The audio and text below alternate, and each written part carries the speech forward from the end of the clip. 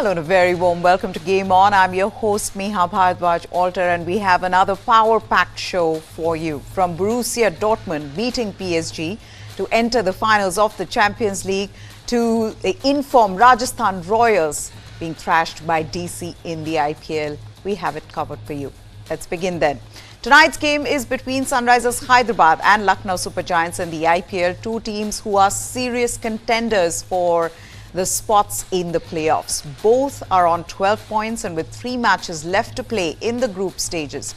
The stakes are high for these two teams. What's more, both are coming off big losses in their last games. LSG were beaten by Kolkata Knight Riders and Sunrisers Hyderabad were outplayed by Mumbai Indians. But Sunrisers Hyderabad have the advantage of playing all 3 remaining games at home, while KL Rahul's LSG will need big contributions from their skipper if they want to qualify for the knockout stage.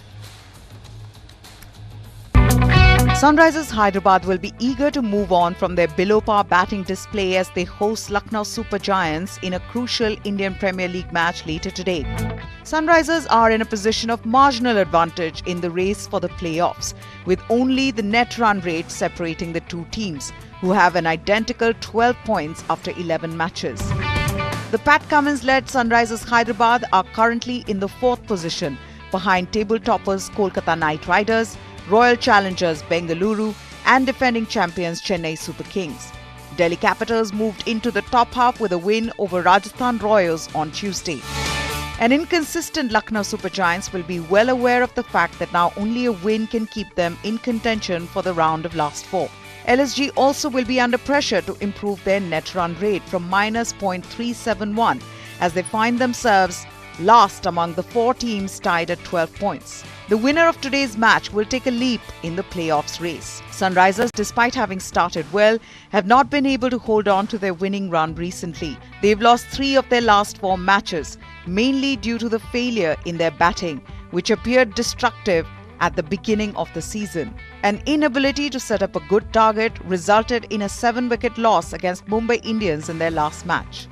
Barring Travis Head, who's been the standout performer for SRH, the other batters in the side have faced a recent slump. The Aussie wicketkeeper batter has compiled 444 runs across 10 innings, striking at 189.74. Young opener Abhishek Sharma, who displayed exceptional hitting abilities on his way to 326 runs in 11 matches, has breached the 30-run mark just once in the last 4 games. As SRH head coach Daniel Vittori conceded, the openers are not expected to do the job all the time. The middle order needs to step up. The flamboyant Heinrich Klaasen, who had 339 runs from 11 innings at a strike rate of 186.26, has also been unable to strike the ball consistently. Young Nitish Kumar Reddy has been impressive for his 239 runs from 7 innings at an average of 47.80. SRH bowlers have fared better compared to their batting counterparts. T. Natarajan has been the most consistent with the ball, while seasoned seamer Bhuvneshwar Kumar also seemed to have found his mojo after his incisive spell helped SRH eke out a 1-run win against RR. Natarajan has claimed 15 scalps in 9 matches, whereas former India pacer Bhuvneshwar has 9 in 11.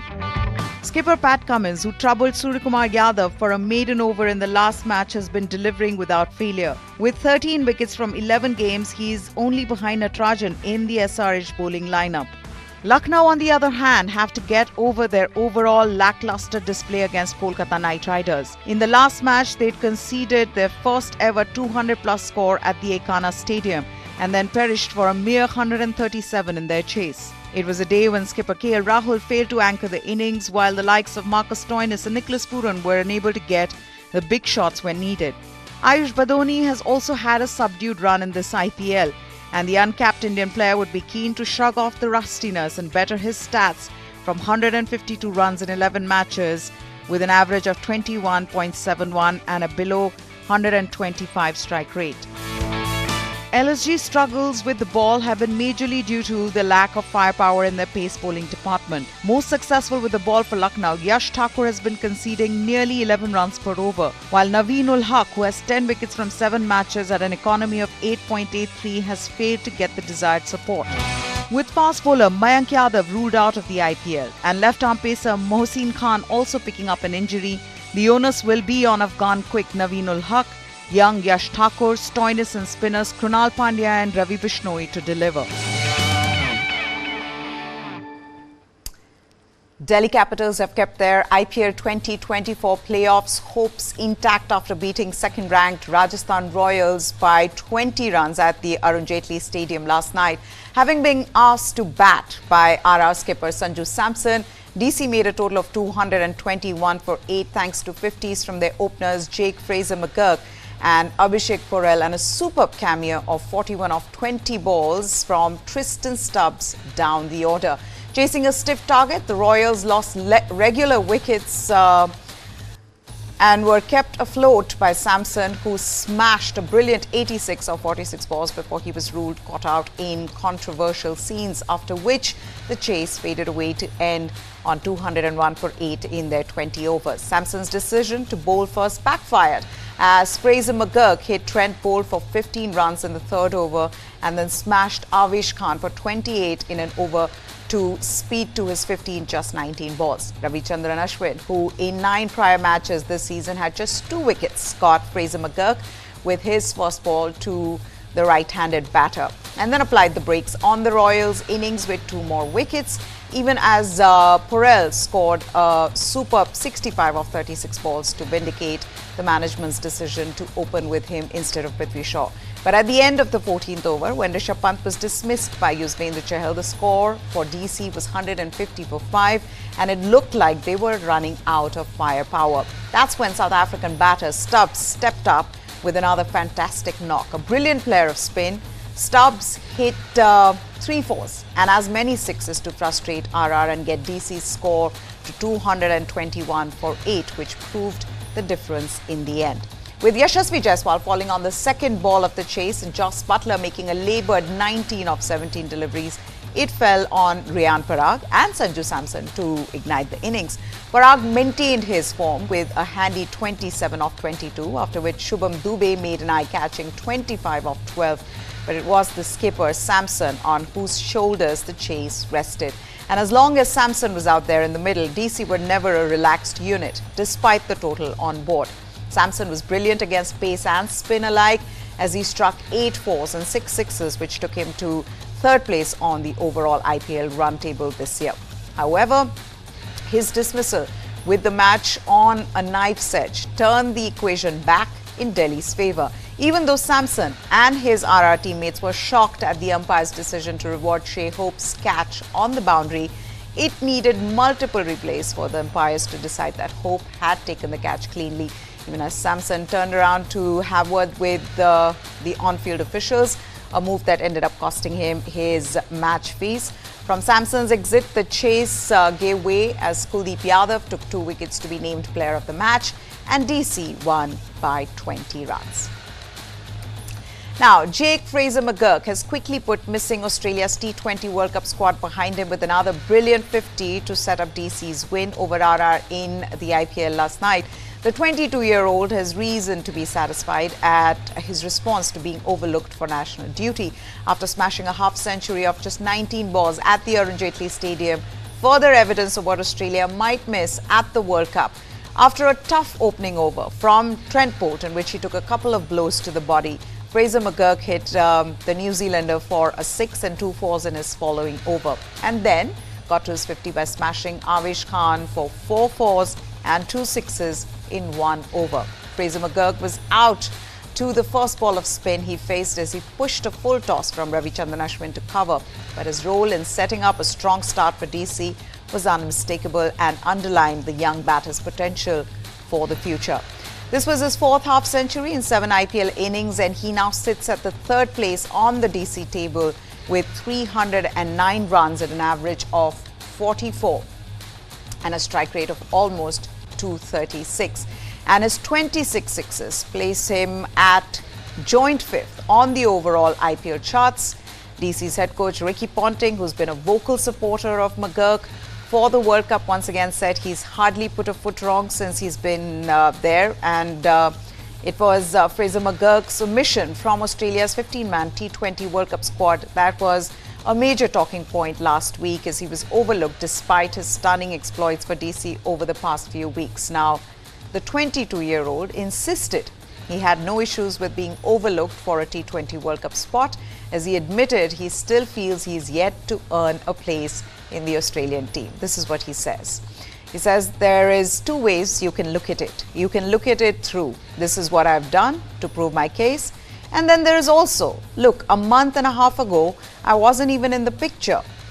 They, which are the selectors, probably had a good idea of what the squad was a month and a half ago, trying to build that, how they can get the connection in that team. It is also hard to fit in. You've got David Warner, our best opener ever in 3 formats. You've got Travis Head, who's lighting it up over here in the IPL and has lit up for the past 18 months. And then Mitch Marsh is the same.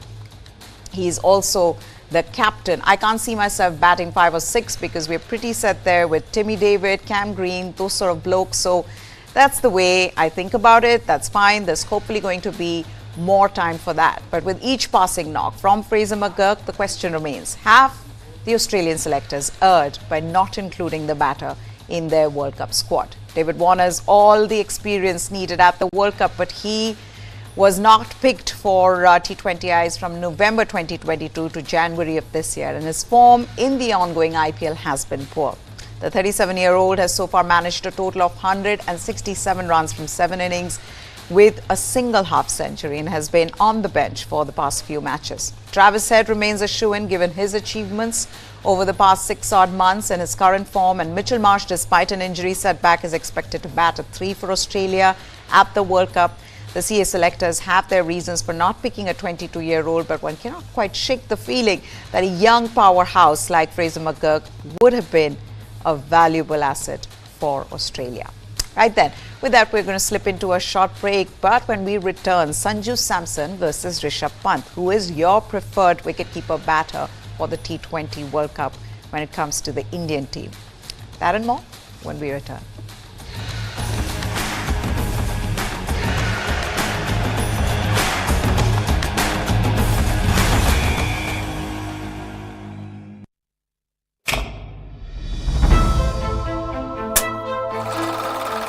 India produces between 1,500 and 2,000 films every year, the highest for any country.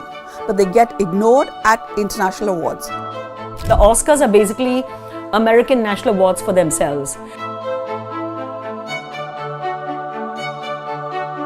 You're not going to be able to make a better pizza than an Italian chef. You're not going to be able to make a better sushi. Make better sushi than a Japanese chef. Will you make better khichdi than a Japanese chef? Right? So I want you to taste my food. We are making cinema that we are proud of. In fact, it has been 2 decades since an Indian feature film featured in the Oscars International Film category.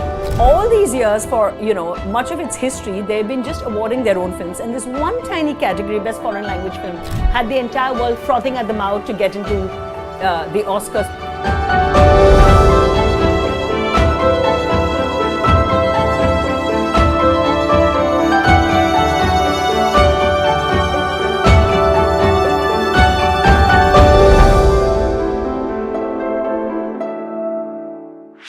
This and more. Streaming on News 9 Plus. News is now content. Subscribe and get free vouchers.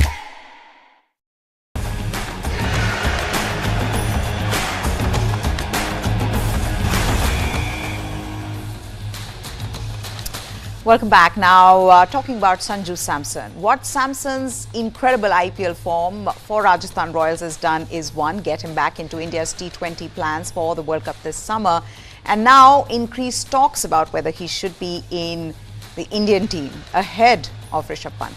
After his stroke-filled innings of 86 of 46 balls against Delhi last night, Samson has moved up to 3rd place on the race for the orange cap. He has 471 runs at an average of over 67 and a strike rate of 163.54.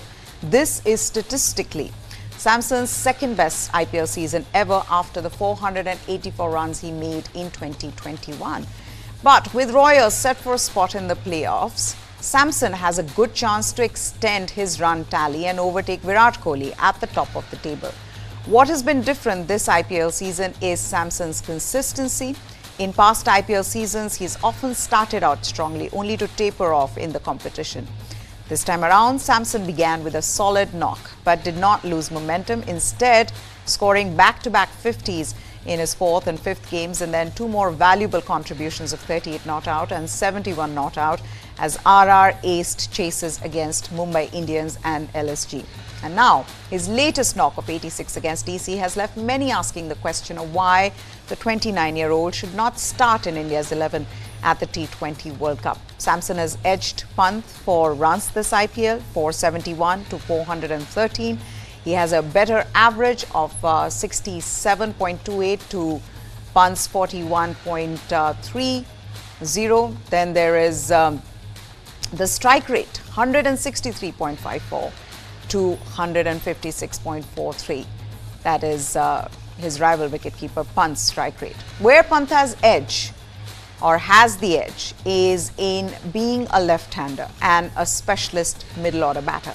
Samson bats only at one down for RR in the IPL, but at the World Cup, that spot will in all likelihood be occupied by Virat Kohli, unless Team India management decides to bump Kohli up one spot to open and then play an in-form Samson at his preferred role of number 3, which could also accommodate Shivam Dube in the middle order. It will all come down to what combinations and roles that India define for the World Cup. Samson has irresistible form and a sound head on his shoulders. Pant is a maverick who is in prime wicket-keeping form and who's also defied the odds to make a spirited return to cricket after 15 months. Now, while neither wicket-keeper has managed to nail down their place in India's T20 lineup, Samson averages 18.70 at a strike rate of 133 after 22 T20 innings with 150. Pant 22.43 after 56 at a strike rate of 126.37 with 350s.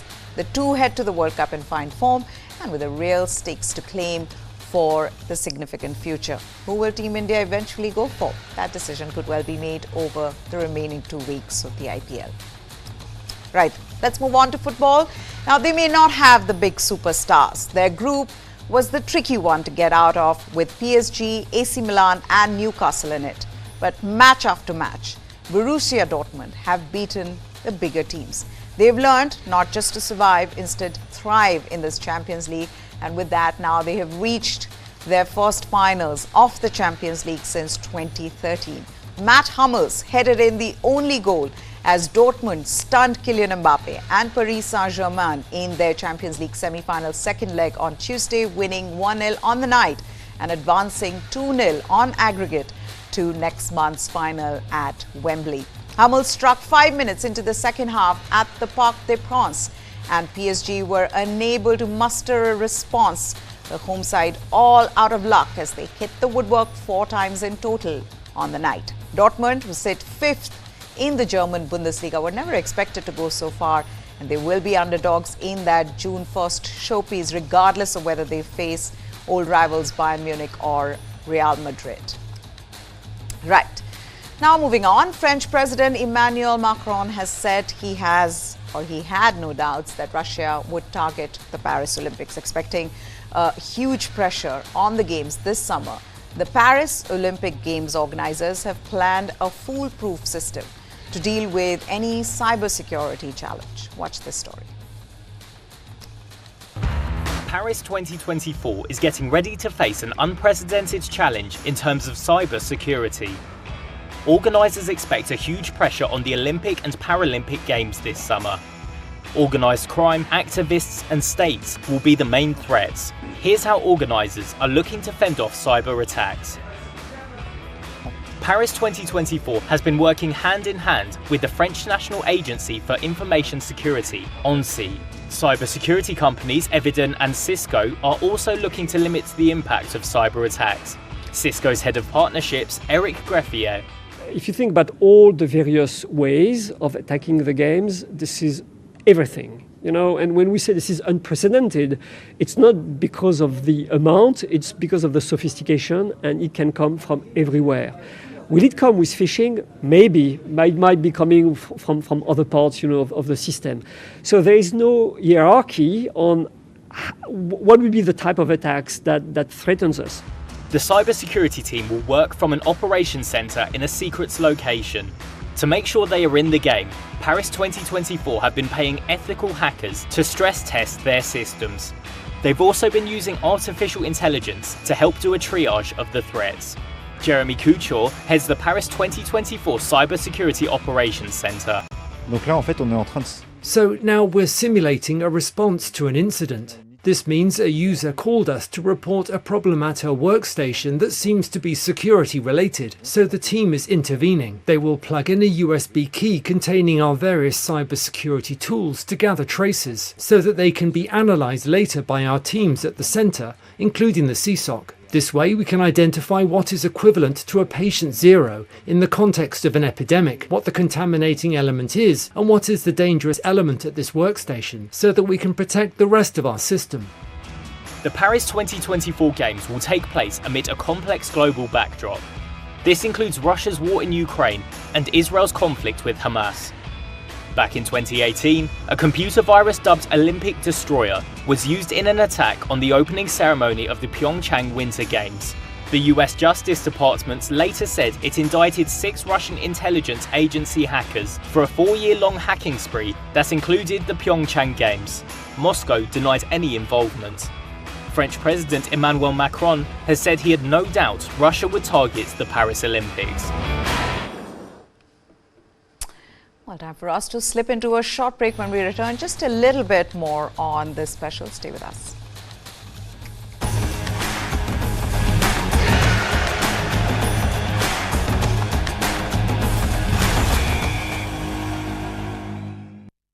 Start with the end in mind. You need to know where you want to reach. Every morning that we wake up, we are exercising our choice. The destiny is decided. The results are known that I'm going to win. Life of a goalkeeper is something which has always intrigued me. When you come into a stadium, this is the highest level of pressure. When I set out to do something, I decide in my mind that failure is not an option. What you feel very strongly about, those are the stories to tell. I have a mind which is absolutely restless. Mind and body are entangled sensations. That brings me back to golf. It's an amazing game. This is not a perfect game. You only learn from them. If you have a formula to a success, then you can replicate it. I feel this is my first step. I'm starting now. Winner is first born in the mind. I think, therefore I am. We are all about our mind.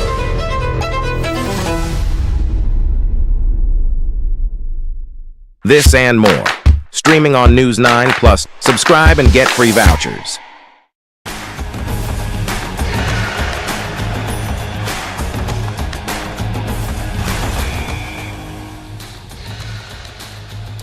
Welcome back. The Golden Ball Trophy Diego Maradona won as the best player of the 1986 FIFA World Cup in Mexico will be auctioned in France next month. This will be the first Golden Ball to go under the hammer. The value is still to be confirmed for the auction, but the auction house expects it to fetch millions of dollars. Maradona won the award after leading Argentina to World Cup victory in Mexico, scoring 5 goals in the finals. Then the 26-year-old captained Argentina in the World Cup and played every minute of the tournament. He died at the age of 60 in 2020. 1986 FIFA World Cup is best remembered for Maradona's 2 goals in the quarterfinals against England. He outjumped England keeper Peter Shilton to thump in the first goal with a raised fist, which he later dubbed as being scored by the hand of God. The second was an incredible mazy slalom run from the Argentina half as he dribbled past 5 English outfield players. That great effort was later voted as the goal of the century. The jersey he wore that day, along with the ball from the match, have both previously been sold at the auction. After his display against England, Maradona went on to score the 2 goals in the win over Belgium in the semi-finals. And then in the thrilling final, Argentina beat West Germany 3-2. The Golden Ball Award was introduced at the 1982 World Cup, and its list of winners include Italy's Paolo Rossi, Romario and Ronaldo of Brazil. There is Zinedine Zidane of France. Argentine great Lionel Messi is the only player to have won the accolade twice. Maradona's award had disappeared before resurfacing among several trophy lots in an auction room. Recent aid was entrusted to the auctioneers who carried out an investigation into its provenance and managed to authenticate it as Maradona's Golden Ball trophy from the 1986 World Cup. Lewis Hamilton and Venus Williams led a slew of international sports figures who dropped their sporting uniforms to don gowns and suits down the red carpet at New York City's Metropolitan Museum of Art's annual A-list gala. Mercedes Formula One driver Hamilton, who has his own fashion brand, looked the part wearing all black, including a long cloak. Williams, she wore a draping golden dress paired with black gloves, while her sister Venus glimmered in a sequins gown. The invitation-only Met Gala, famed for its celebrities and extravagant outfits, is a benefit for New York's Metropolitan Museum of Art and marks the opening of the Costume Institute's annual fashion exhibit. Vogue editor-in-chief Anna Wintour has organized and presided over the event since 1995. This year's celebrity co-chairs for the fundraising dinner were Bad Bunny, Chris Hemsworth, Jennifer Lopez and Zendaya. Other athletes on the carpet included basketball players Ben Simmons, Dwayne Wade, Odell Beckham Jr., Stephon Diggs of the NFL and American golfer Nelly Korda. Okay, with that, we've come to the end of this episode. I hope you enjoyed it. Goodbye. Thanks for watching.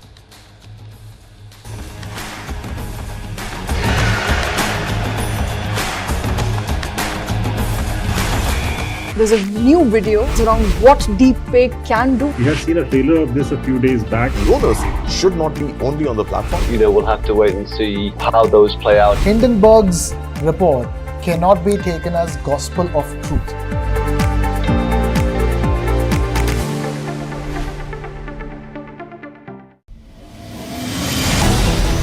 Why is the state not looking at putting an embargo on that? As a Telangana person, I will not accept. How do ordinary folks deal with this?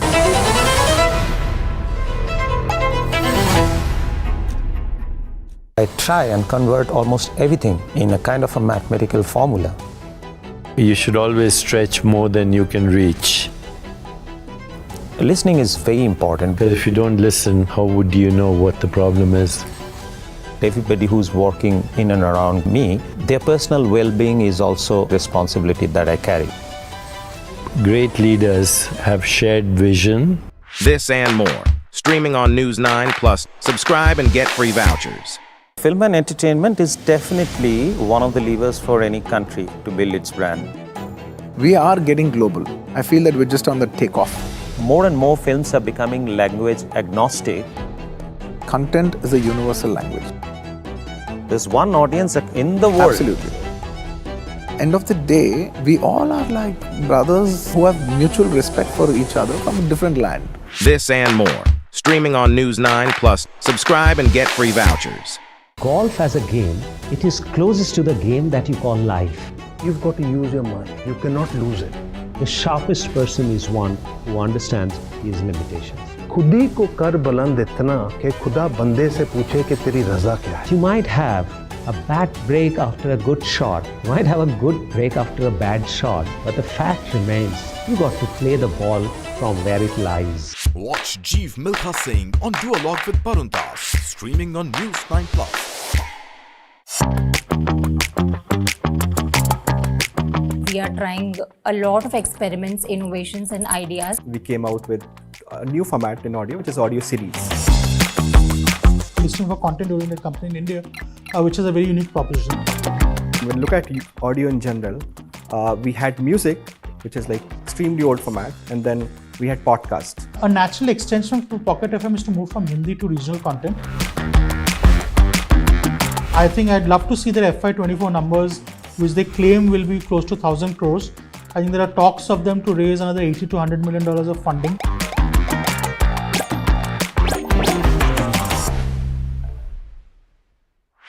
This and more. Streaming on News 9 Plus. News is now content. Subscribe and get free vouchers. For the very first time in our investigation, we unmasked the killer of Ravindra Matre. In 5G, we have to stand with the world, and in 6G, we have to lead the world. Winning a Grammy was an absolutely surreal experience.